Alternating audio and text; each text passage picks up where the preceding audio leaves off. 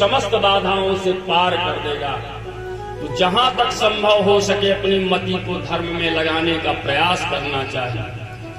धर्म से परांगमुख होने पर महाराज अधोगति की प्राप्ति हो सकती है, और वो धर्म मूर्तिमंत रूप से वहां नर्तन करता है, वहां प्राप्त होता है जहां पर सत्संग स्थली होती है। महाराज यत्रैव गंगा यमुना त्रिवेणी गोदावरी सिंधु सरस्वती च तीर्थानि सर्वाणि वसन्ति तत्र यत्राच्युतोदार कथा प्रसंगा।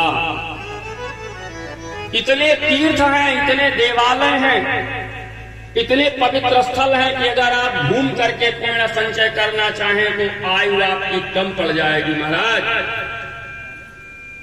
और तीर्थ देवालय छूट जाएंगे।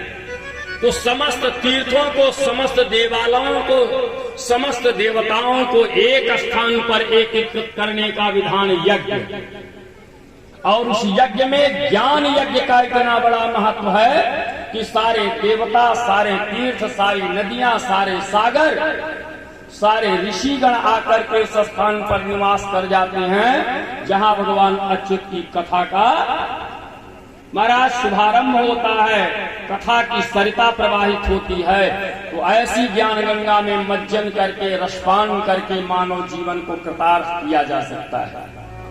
यदि मिले हुए समय का लाभ नहीं लिया गया तो नहीं कालम प्रतीक्षेत कृतंबा अथवा कृतम, समय फिर मौका नहीं देता है, एक बार मौका देता है।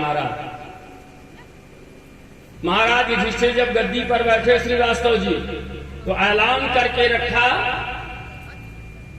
कि जिस भी आर्त को, जिस भी पीड़ित व्यक्ति को जब आवश्यकता हो तब 1 घंटा दरवाजे पर टंगवा दिया और कहा इस पर हथौड़े की चोट करेगा, मैं जहां रहूंगा, जिस अवस्था में रहूंगा, तुरंत विपत्ति निवारण के लिए, कष्ट निवारण के लिए पहुंचूंगा।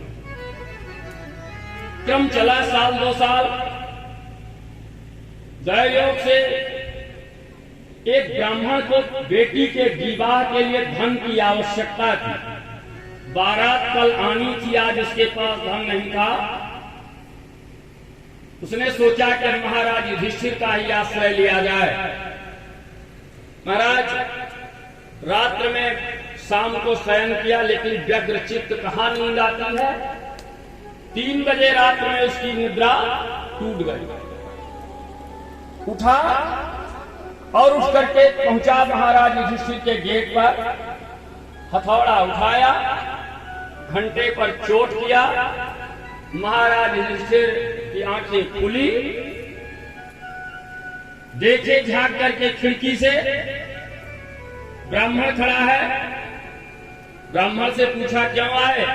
ब्राह्मण ने कहा महाराज कल बेटी का विवाह है, बारात आने वाली है और धन नहीं है, कुछ खर्च लगेगा। युधिष्ठिर जी महाराज ने कहा कल बारात आएगी ना, ऐसा करना सुबह आ जाना।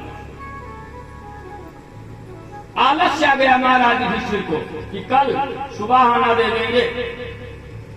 ब्राह्मण निकला, कहा जब इस समय पर जो इन्होंने अपने यहाँ जो बोर्ड लगवा रखा है उसमें अंकित किया था कि जब जरूरत पड़ेगी जो आएगा तुरंत उसकी मदद की जाएगी, और टाल दे रहे हैं मौका, हो सकता है सुबह में भी ऐसा ही कह दें। इसी उहापोह की स्थिति में वो ब्राह्मण निकला। इतने में भीम भैया से मुलाकात हो गई। गेट पर पहरेदारी कर रहे थे भीम।